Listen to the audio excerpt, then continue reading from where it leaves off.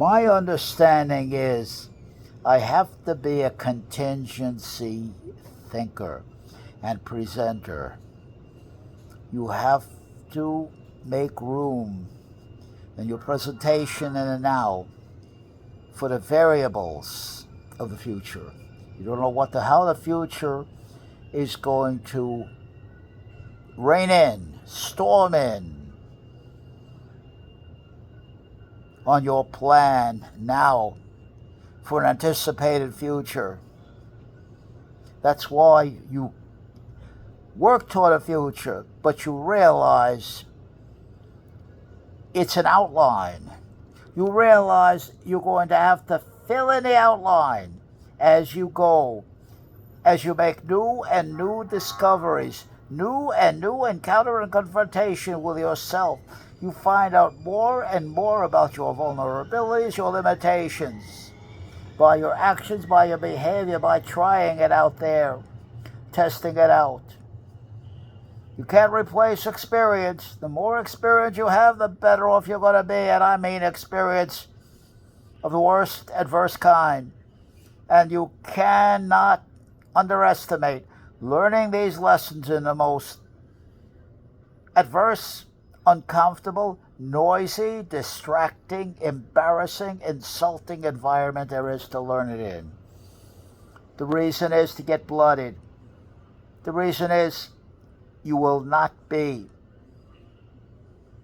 overwhelmed, shocked, paralyzed to act by anything that you see because you've already been through it in rehearsal and practice. You've already hunkered down the mindset so you're not at all. You know you're going to get hurt, verbally, embarrassed, and physically. And you keep going, you make the decision that you're not going to let that paralyze you in any way. That you're going to go through with courage and determination what you must do. What you yourself have determined to do right here, right now, predicated on what you see before you. That's all we can do. Anticipation is very dangerous because anything can happen. So in your presentation, you have to prepare. You can do the best things possible. You're in great shape. You set your model up perfectly.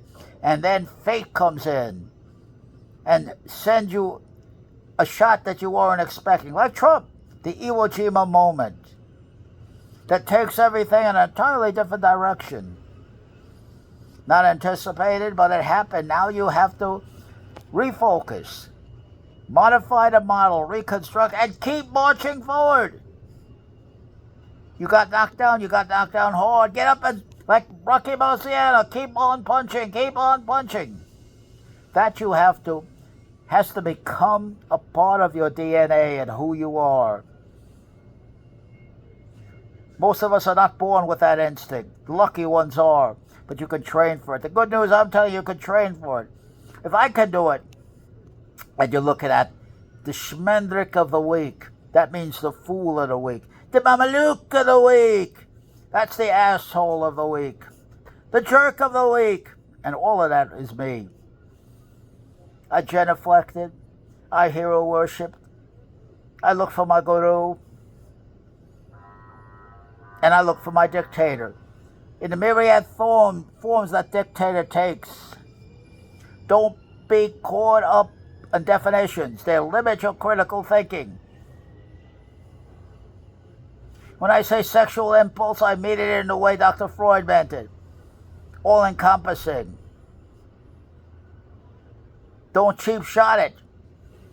Don't think you know before you ask the questions. Only O'Reilly can do that. Make an inquiry. You have to know what is a genuine inquiry. If you know the answers before, like O'Reilly, then why are you asking the questions? I would say, O'Reilly, get away from me. You already know the answers. Then we'll listen to your belly. Only you're going to be talking to yourself, O'Reilly. I don't want to pay one bit of attention to your belly, O'Reilly. You're laying your trip on me, O'Reilly.